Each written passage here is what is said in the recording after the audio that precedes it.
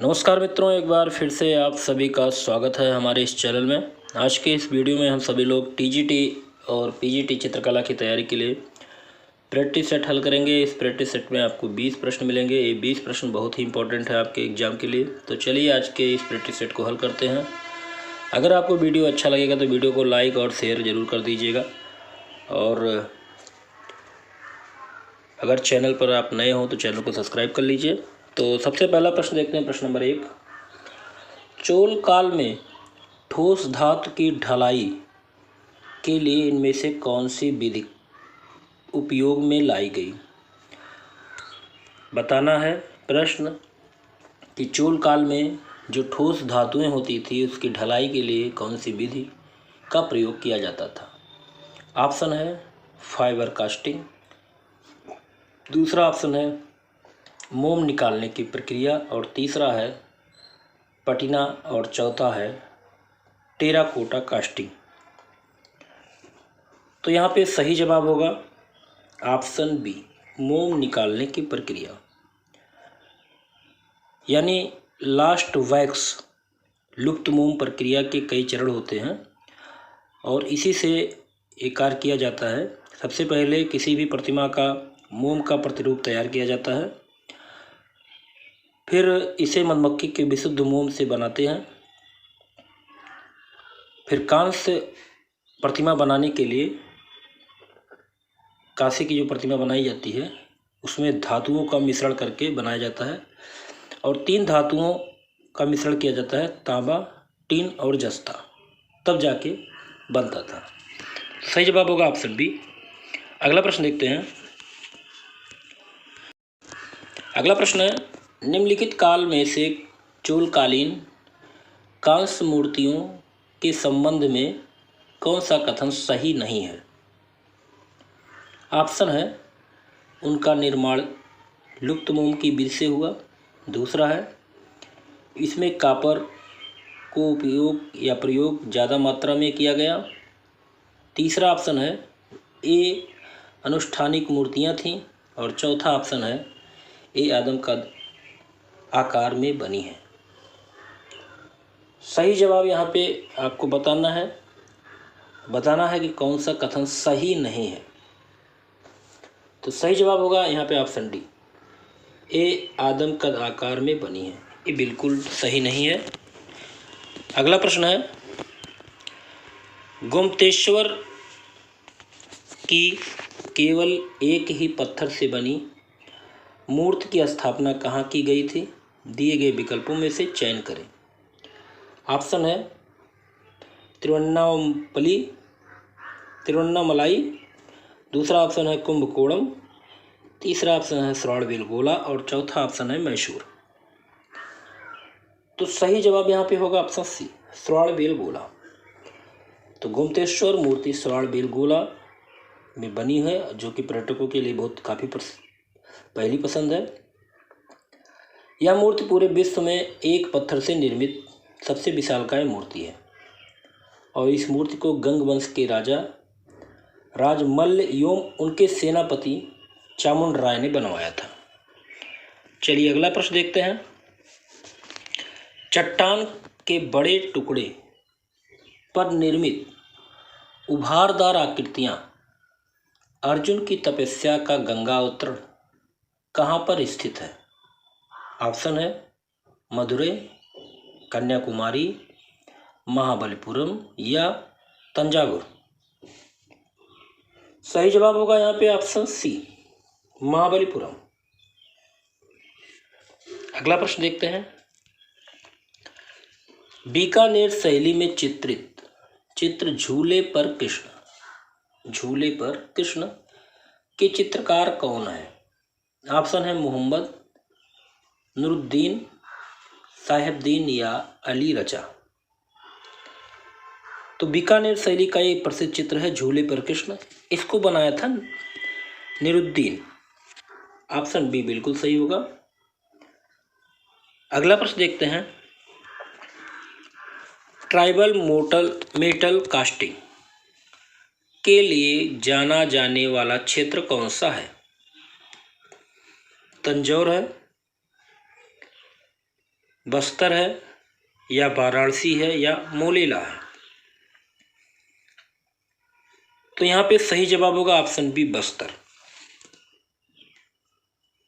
तो Triber metal casting के लिए जाने जाने वाला जो क्षेत्र है वो बस्तर है। अगला प्रश्न है, सबसे विशालकाय शिलाकट मंदिर भारत में है? ऑप्शन है महाबलीपुरम है, एलोरा है, एलिफेंटा है या कोणार्क है? तो सही जवाब यहाँ पे होगा ऑप्शन बी, एलोरा। सबसे विशालकाय शिलाकट मंदिर भारत में एलोरा गुफा मंदिर है। राष्ट्रकूट शासक कृष्ण प्रथम के काल में विशाल पहाड़ियों को काटकर गुफाओं और मंदिरों का निर्माण किया गया था। राष्ट्रकूट वंश के जो प्रतापी शासक थे कृष्ण प्रथम, इन्हीं के शासनकाल में एलोरा का विश्व प्रसिद्ध मंदिर कैलाश मंदिर का निर्माण हुआ था। चलिए अगला प्रश्न देखते हैं, इनमें से किस साम्राज्य ने चतुष्पक्षीय बाग शैली का इस्तेमाल किया? ऑप्शन है सातवाहन, चोल, मुगल या मौर्य। सही जवाब होगा ऑप्शन सी, मुगल। अगला प्रश्न देखते हैं, गोल गुंबद बीजापुर में निम्नलिखित में से कौन सी सामग्री उपयोग में की गई? मरकाना, बालू पत्थर, गहरा भूरा बेसाल्ट या लाल पत्थर? सही जवाब होगा यहाँ पे ऑप्शन सी, गहरा भूरा बेसाल्ट। अगला प्रश्न है, कल्याण मंडप का संयोजन किसका योगदान था? ऑप्शन है विजयनगर, चोलों का, पल्लों का या होयसल का? तो सही जवाब यहाँ पे होगा ऑप्शन विजयनगर। विजयनगर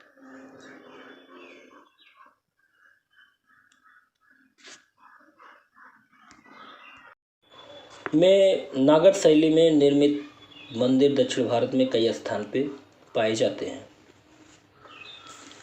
अगला देखते हैं, प्रसिद्ध बृहदेश्वर मंदिर कहाँ स्थित है?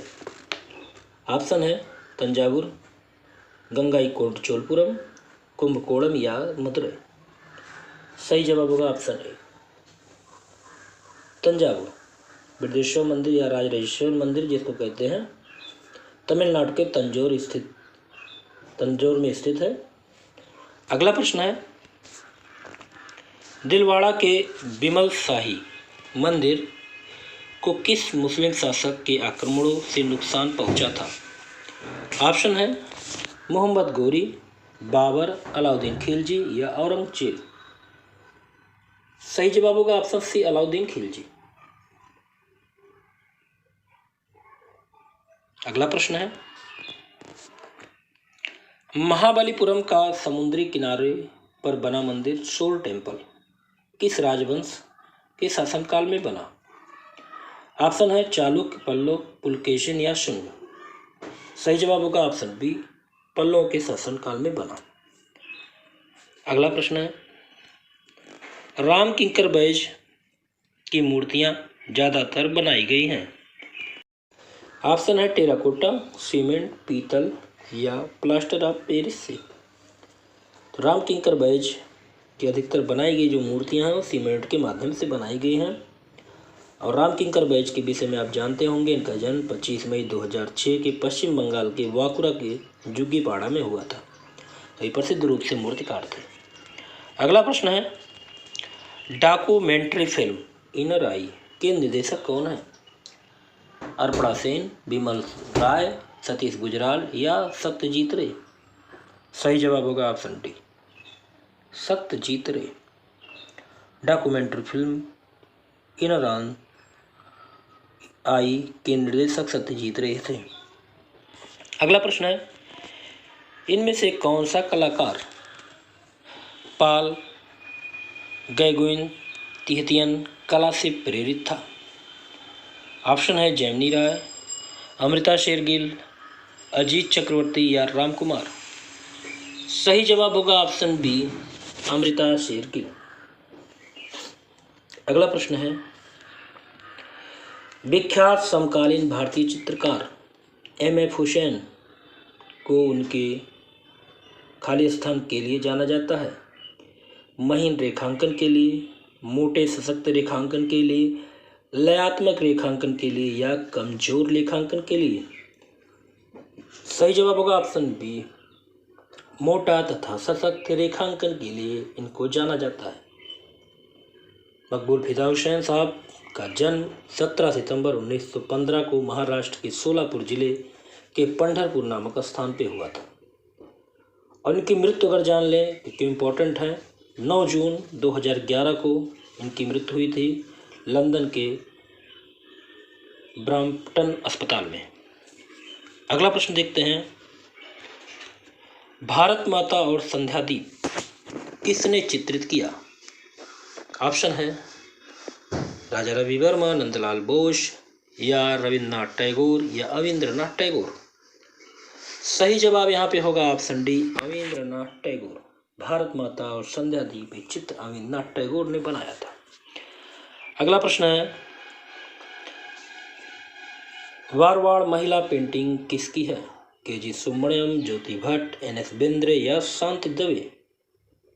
सही जवाब होगा option C, N.S. Bendre, Narayan Shridhar Bendre.